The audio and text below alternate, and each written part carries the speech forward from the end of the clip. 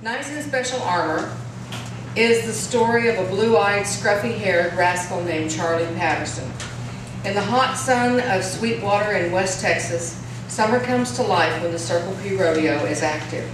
The novel takes the reader through Charlie's life as he emerges through his world as a gifted rodeo clown bullfighter. Sweetwater, Texas is also home to Sonny Puckett, spoiled, rotten son of Virgil, the owner of the Circle P. Charlie's best friend is Buddy, and Brenda is an adorable tomboy who loves Charlie to the ends of the earth. As he grows, Charlie distinguishes himself as a professional rodeo clown and advances to the world finals in Madison Square Garden. Unfortunately for Charlie, Murphy's Law is always nipping at his heels, and the catalyst for disaster is always women. This early chapter takes the reader to the rodeo and the beginning of Brenda's unrequited love affair with Charlie. Chapter 4, Bullfights. 4:30 p.m., Circle P Rodeo, Sweetwater, Texas, Labor Day 1962. The Circle P was the hot spot in Sweetwater. Picnics were fine, and the ladies for a beautiful Texas club did their best to keep downtown up to speed with the styles of the more metropolitan areas. And there were a number of softball teams sponsored by local businesses, which kept many of the boys busy during the summer season. Sweetwater was famous for its community softball league and inspired fear in neighboring communities on Sunday afternoons. And the Sweetwater Public Library conducted poetry readings twice a month, which were performed by various members of the community. The Bethel Baptist Church was constantly busy with fundraisers and church socials. And twice a month, the Shriners from Abilene held a county dance at a huge barn just on the east side of town. Well, the folks from Sweetwater and every town around Abilene considered those monthly dances to be the height of the social season. But there was something magical about the Circle P Rodeo. Mean as he was, Virgil Puckett was a shrewd businessman and knew how to put on a show. The Circle P ran 4, sometimes 5 rodeos a week during the summer and put on a show in the fall. You can't swing a dead cat in Texas without hitting a cowboy or a wannabe cowboy, so contestants were always plentiful. But Virgil kept a close eye on the audience. If it looked like they were getting bored with the horses and bulls or were beginning to know them by name, he was quick to hire a stock contractor to bring in a new supply of animals. Anything to keep the show lively. There was plenty of competition for spectators between baseball and the rodeo, so Virgil could never rest on his laurels. And then there were the clowns and the barrelmen and the bullfighters. They added pageantry and gaiety to the dangerous spectacle. They could laugh in the face of danger and make fun of announcers and participants alike. Oh, how Charlie did love those cowboys. He would hang out behind the chutes during most of the rodeo, watching the clowns prepare for the bullfighting events. They would often dash into the arena and entertain the audience between events, and Charlie idolized every single one of them. Virgil hired clowns by the season. They would move into Sweetwater sometime during the end of April and remain there until the last rodeo in October. The clowns were athletic and usually cute, and they were a big hit with all the girls at the Lone Star Bar. There were several barrelmen that Virgil used every year, and the crowd would cheer upon their return. Charlie's favorite was Tumbleweed Jackson, a 55-year-old sturdy rodeo clown who had been a rodeo clown for 30 years.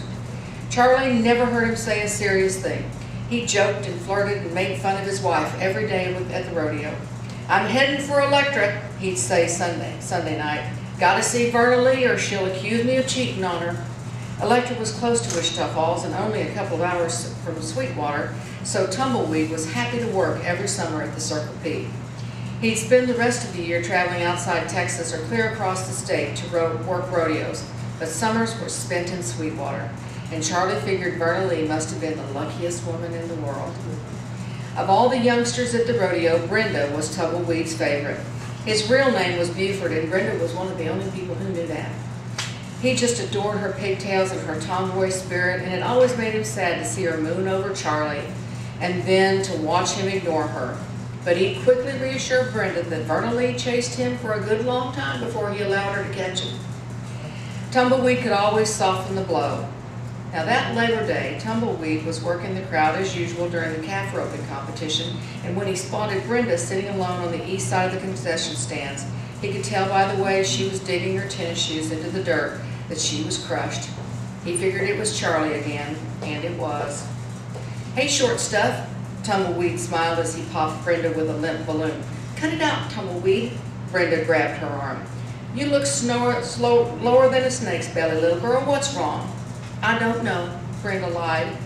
"It's Charlie again, ain't it?" "I don't want to talk about it, Tumbleweed. I only came here because there's nothing else to do." "Oh, you're a terrible liar. I know you came out here to catch a glimpse of my boyish good looks." Tumbleweed grinned, lifting up his orange wig to reveal his shining bald head. What's that? I see a smile coming across your face? You better not be smiling, girlie, or I'll snap you again with this balloon." As usual, Brenda was giggling within minutes. Tumbleweed chased her around with the balloon for a few seconds, and she was laughing out loud.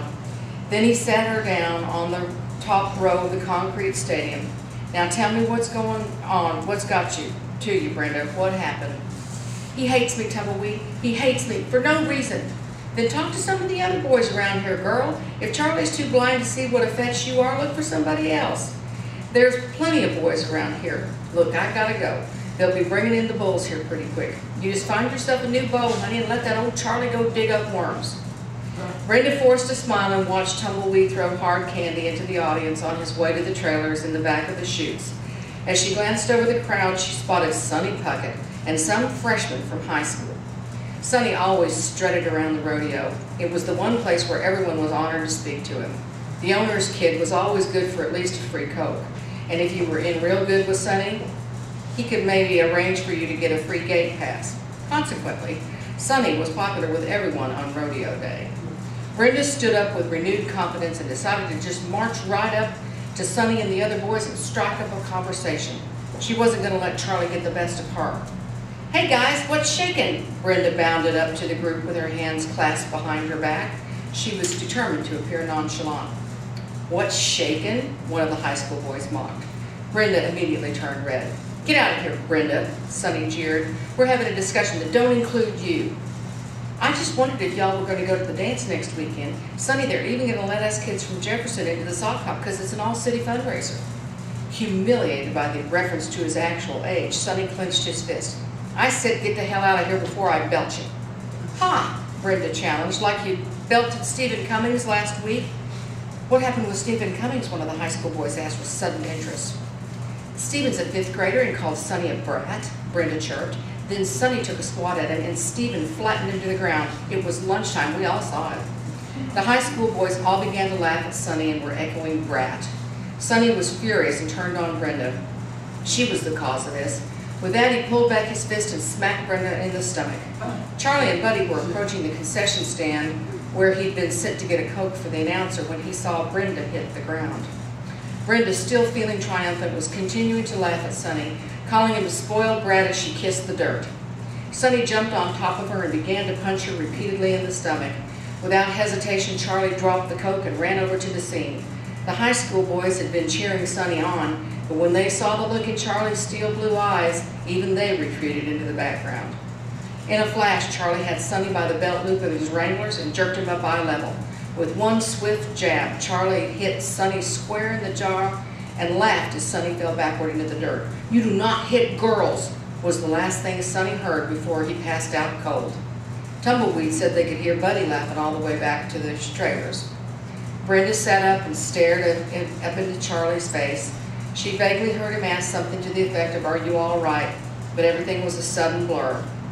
As she looked into Charlie's tanned face, his blue eyes shined down at her like the hero from a medieval novel. There was no one Charlie couldn't whip. He'd saved her, just like Sir Lancelot. Thanks, y'all.